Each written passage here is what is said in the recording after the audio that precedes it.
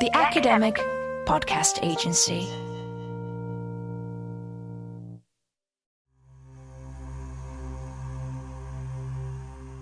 Hello and welcome to the Buddha Pill podcast. My name is Miguel Farias, writer and experimental psychologist. And this is episode 3 of a podcast series exploring the meaning, history and impact of meditation practices. Today I intend to focus on different states of consciousness and how they are understood by different meditation traditions. Across the many meditation traditions, there is this idea that self-transformation can be achieved by the practitioner that transitions through various stages of consciousness, and that these stages are often represented as a hierarchy of increasingly refined states. Now, at the bottom of this hierarchy, you usually find practices that engage your attention in very direct ways, like breathing exercises or the repetition of a prayer. While towards the top, we find accounts of people being so deeply absorbed that they can no longer hear or feel any physical sensation. At this advanced level, there are also those that claim to have attained special types of knowledge and exceptionally positive emotions like unconditional love.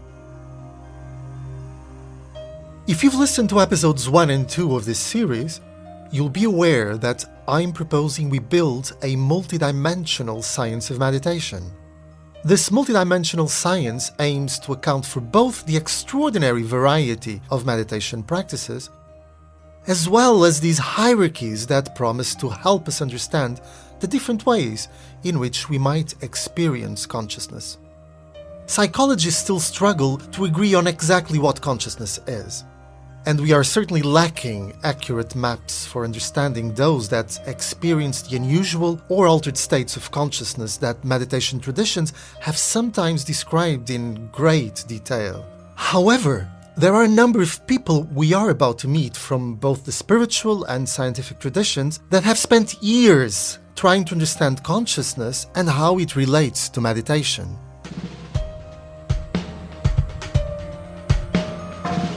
You are listening to the Buddha Pill podcast.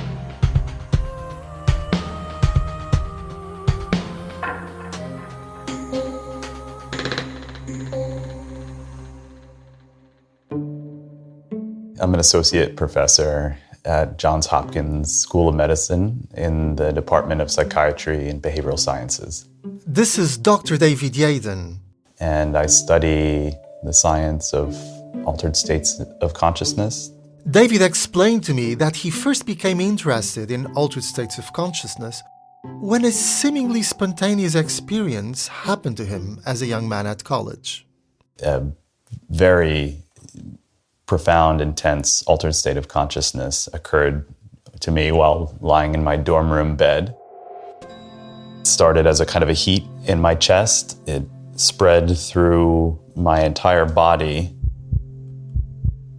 I initially thought it was something like heartburn, but this heat really became quite intense, and at some point a voice in my mind said, "This is love."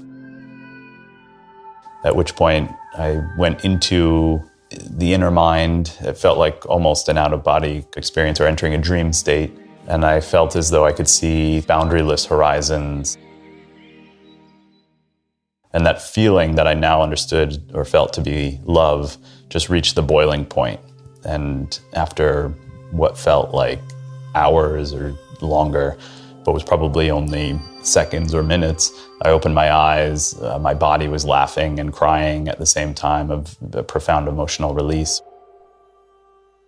Things looked more vivid, new, and I was not under the influence of any psychoactive drug, not engaging in any kind of particular practice. I felt a sense of wanting to reach out, which I did, to friends and family to tell them I love them. But most of all, I wondered, what the fuck just happened to me?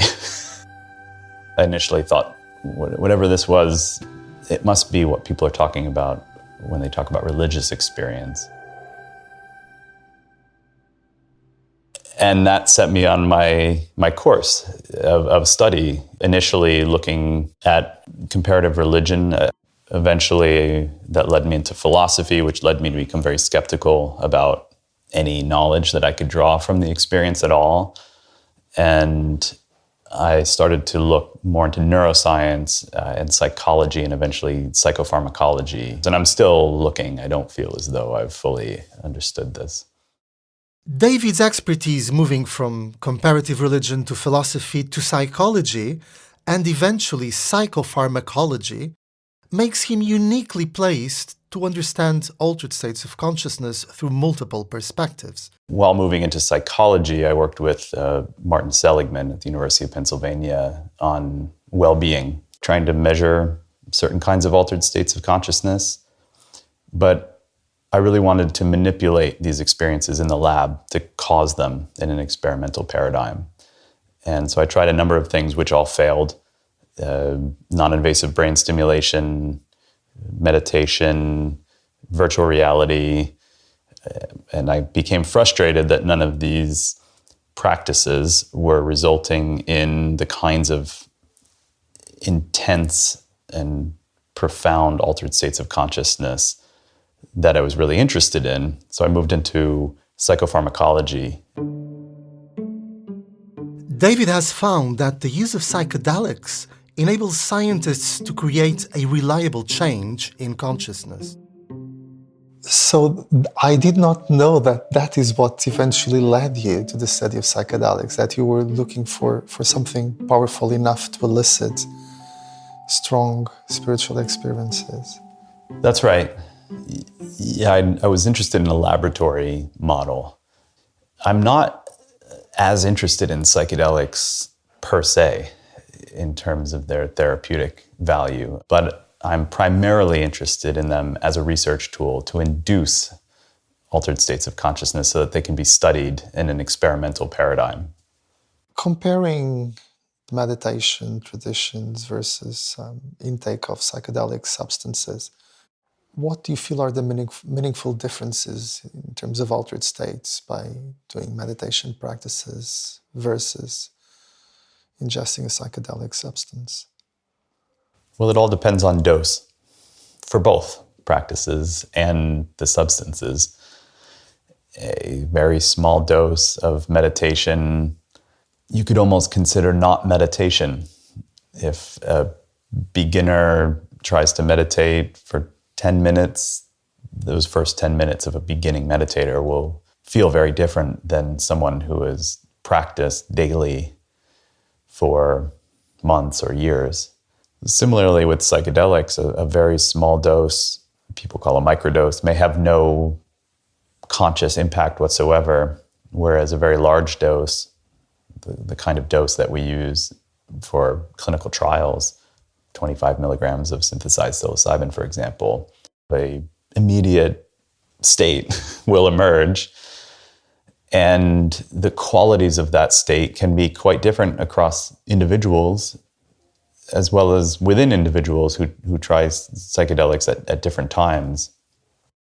So capturing what's going on, the phenomenal qualities that are actually occurring behind the eyes, so to speak, in each of these instances is very difficult. Measuring variations in states of consciousness is clearly a difficult task within a rigorous experimental paradigm. But how have meditation traditions understood these strong alterations of consciousness? And can this knowledge be of use to us today? I'm Gavin Flood. I'm a professor of Hindu studies and comparative religion in the theology faculty at Oxford, but I'm also the director of the Oxford Centre for Hindu Studies. All the traditions I have studied map invisible worlds and offer maps to those worlds and make claims about them. In the Tantric tradition, there are lots of different texts that describe different worlds. Many of these texts says that there are innumerable worlds above us and that the universe is a hierarchy, that this is the physical plane which we access through our senses, but there are higher worlds, invisible worlds that we can't see, but we can experience through meditation and contemplation. Some of these texts you have studied are very detailed about particular meditations associated with these chakras, and each of them seems to lead to a particular state of consciousness. So there's a very clear sense of hierarchy and even different colors associated with them. That's right. So the Nature Tantra that I just spoke about has a system of chakras. And the fundamental model is that you have an axis through your body from the perineum region to the crown of the head, which is mapped with these different levels, which are described in different ways. And that as this power rises up through the central channel, each level is accompanied by different experience and associated with different symbolic colours and so on.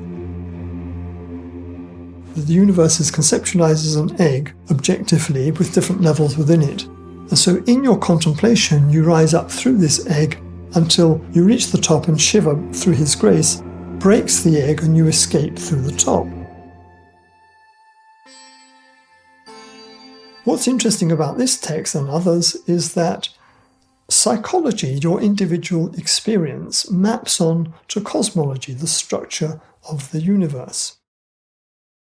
One inevitable question when you compare the different meditation traditions is whether they are saying something similar or very different about states of consciousness. The matter of whether you find commonalities across these meditation practices in the various traditions. Clearly, we see that these men and women are engaging with something which has striking similarities. And one of the examples is this term that they're trying to reverse the flow of the body and eventually an attempt also to reverse the flow of time.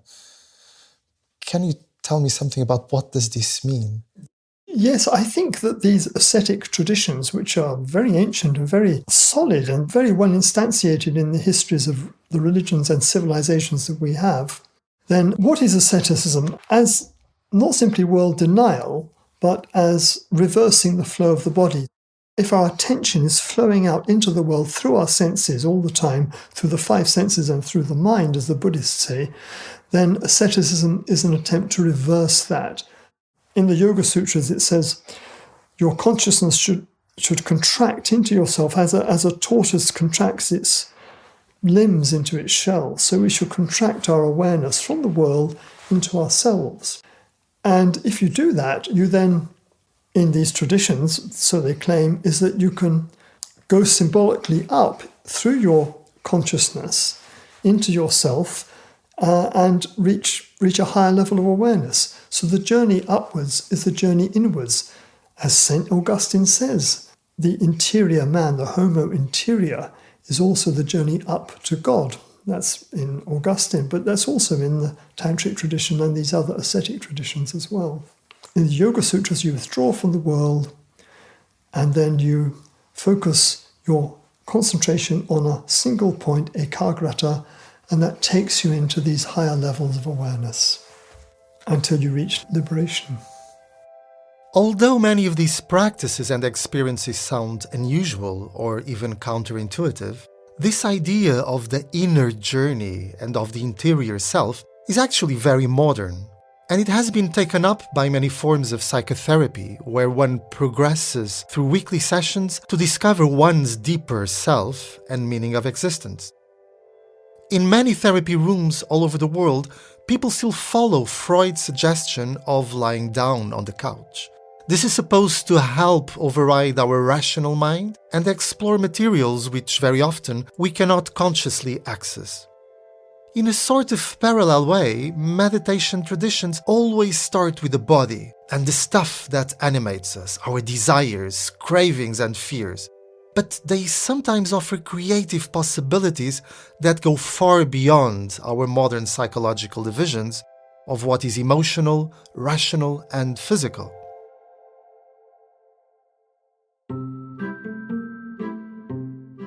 One such example is how meditation traditions have imagined the human heart, and how its transformation is key to what we might call an internal revolution.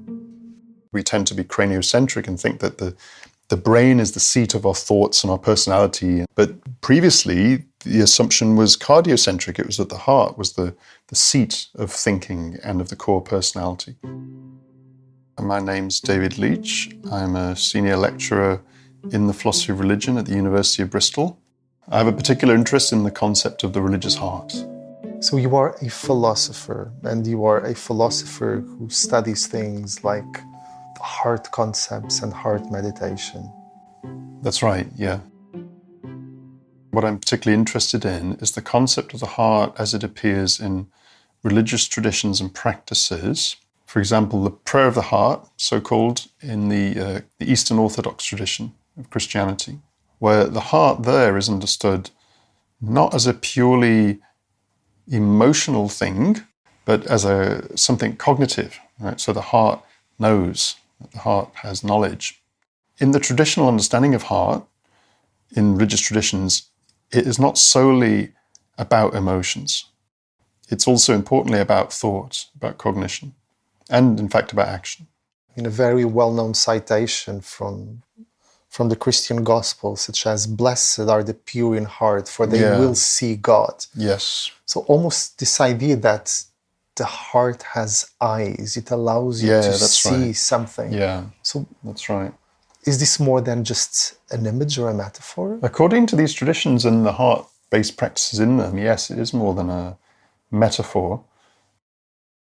If you will see God, if you're pure in heart, that's to say that the person who has a purified or a pristine heart and not a corrupted heart has a capacity for intellectual vision or for direct knowledge, which is very different from the kind of thinking, the usual sense of knowing through thinking, right? Inferential reasoning and so on. That the person with a pure heart knows God directly or knows something directly. And not only within the Abrahamic tradition. So, for example, in the Confucian tradition, the term heart-mind, right, is also a concept which contains the idea that heart knows. So there isn't this idea, which in the Western context has become quite embedded, that thinking and feeling are separate things. In the concept of heart-mind, you have this sort of original unity of thinking and feeling.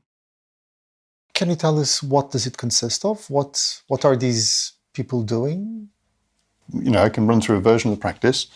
So Nicodemus of the Holy Mountain, as he's called, who's a Hagurite monk, he describes it something like this, that you settle yourself, you're seated, and you try to bring your thoughts down into the heart, and you try to do that in a way which is synchronized with your breathing, so that you calm the sort of thoughts, because you know how thoughts can be quite a distraction, right? If your mind is full of thoughts and maybe worries and cares and so on. But with the help of synchronizing your breathing, bring your attention down to your heart and concentrate on the heart area. So we're talking quite physically now. And it takes your attention away from the distracting thoughts. And in that tradition, the point is that through the development of what they term nepsis, which is basically sort of attentional focus, you're taking your attention away from those distracting thoughts, bring it back down into the heart, which is considered to be a sort of, if you like, a psychological space, which is the core self, the space of the core self.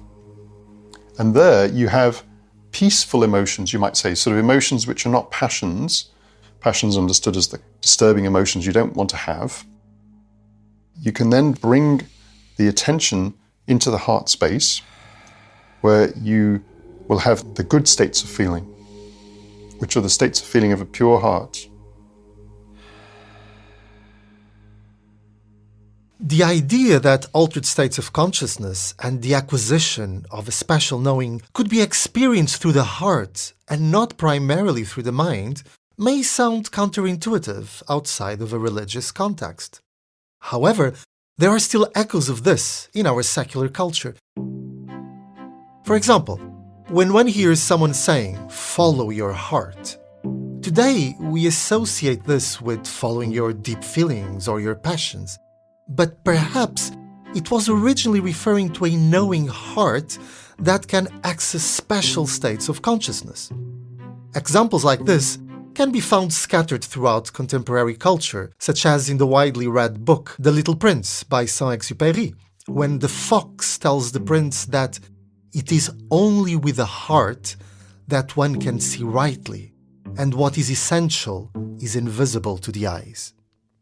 Another thing which it's worth mentioning is when the mind is brought back to the heart in this practice of the prayer of the heart, the idea is not just that you achieve a kind of emotional peacefulness, but also the heart then knows the real nature of the created order and also the real nature of God, right? So that when the heart is peaceful in that way, it reveals this other kind of knowing, right? This other kind of knowing becomes available to the person, whereas normally it is eclipsed by the disturbing thoughts and the passions.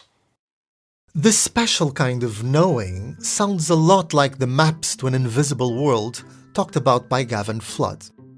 But central to the concept of the heart-centered contemplative prayer seems to be that human hearts need cleansing of their negativity. And this brings us back to the idea of a hierarchy.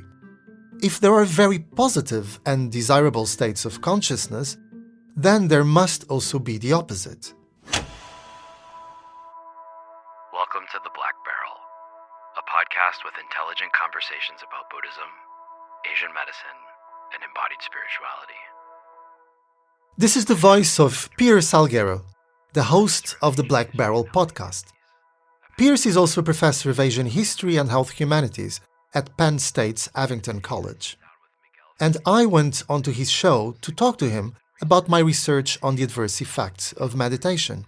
Piers has also been working on Asian notions of meditation sickness. Along the way, we discuss the limitations of modern Western understandings of consciousness and explore whether we can develop a more expansive, multifaceted understanding of altered states, both pleasant and unpleasant. We'll put a link to this full episode in our show notes. So within these Buddhist traditions, how is it that they differentiate someone who's having an experience that is helping them to move along the path of liberation, or they're just having a derealization experience? How would they make that distinction? Yeah, so I'm involved at the moment in production of an anthology of translations from all around the Buddhist world. And that's one of the central questions of the volume. How do these different cultures understand, or different traditions, how do they understand adverse effects?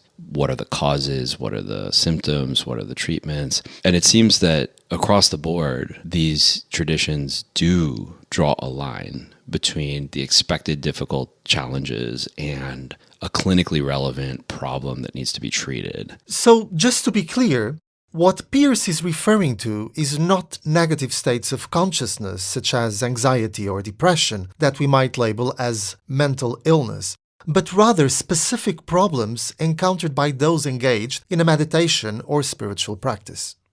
So the name for that clinical problem is different in different cultures. So in East Asian cultures, it's called Zen sickness or Zenbyo or Chanping, whereas in Tibetan and Himalayan cultures, it's referred to as a wind illness or lung.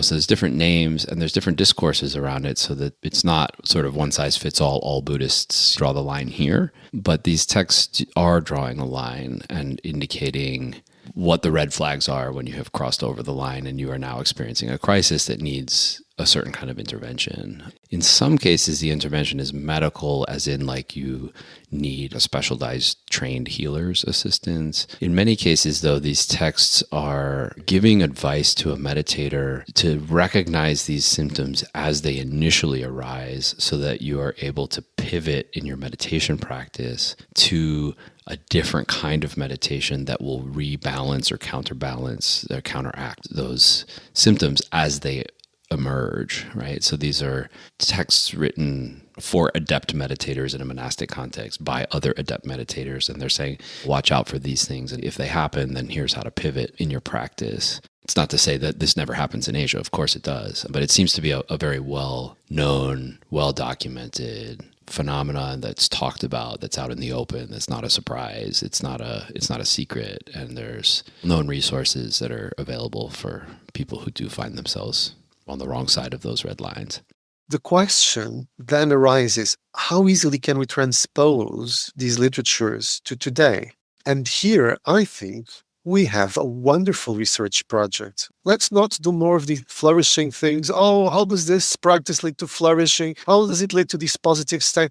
Now let's engage actually with the spiritual states that we know from this literature. We've got lots of psychologists, neuroscientists that are interested in this. And we are not having any kind of engagement about it. Why? In many, many ways, our world has become much more controlled.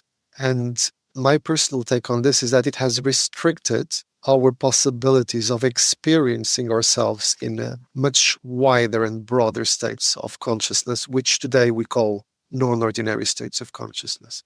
Our psychological precariousness of coming to terms with this reflects, I think, that very limited, very constrained, very emotionally repressed, even I think we might call it, perspective of ourselves.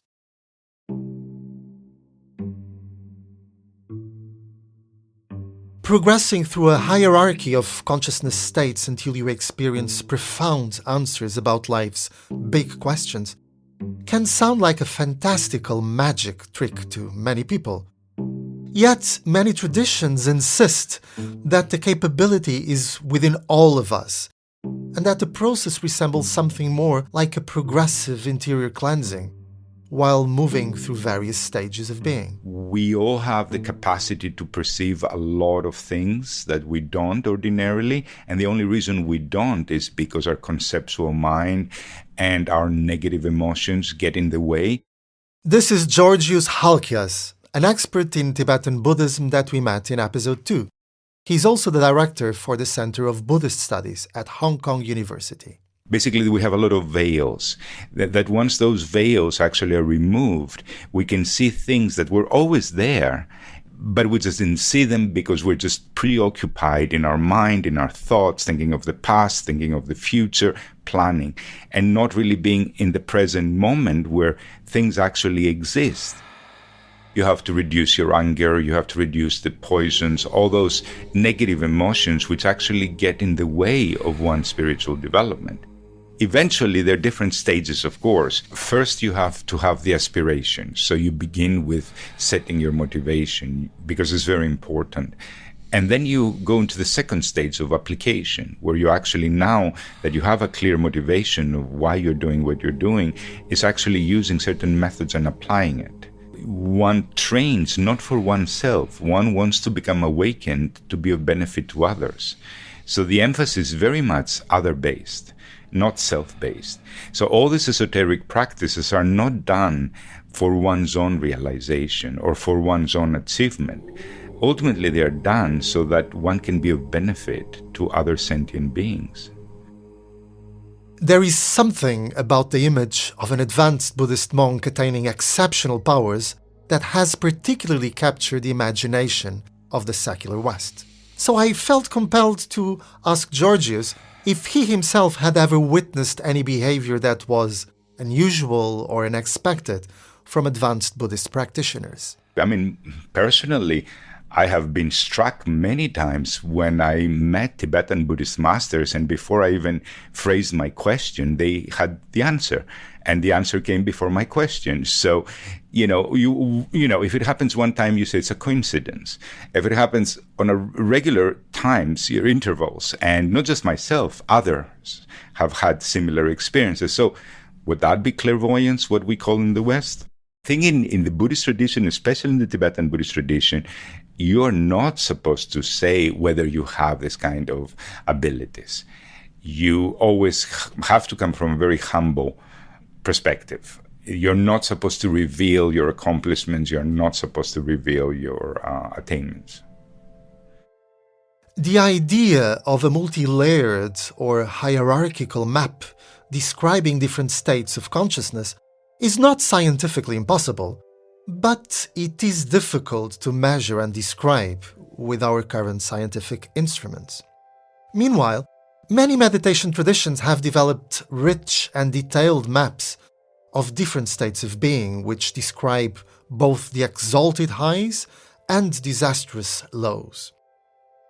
And so, although in the West we are lacking a general theory of consciousness, the popularization of meditation has made the experience of altered states more accessible to many people who will have no knowledge of these traditional maps. So what role, if any, can modern psychology play in helping us to understand these different states of consciousness? David Yaden again. So you have written in your book on the varieties of spiritual experiences that spiritual experiences typically involve deep feelings of connectedness to an unseen reality. Any idea of what this unseen reality is? Yeah, so it's interesting to try to define these states that we're talking about. I think in the broadest sense, altered states of consciousness or non-ordinary experiences requires there to be a normal state or an ordinary consciousness that is then deviated from. And some people think that any kind of deviation qualifies, even a cup of tea. Other people think that the deviations have to occur along certain dimensions, like changes to self, sense of time, sense of space.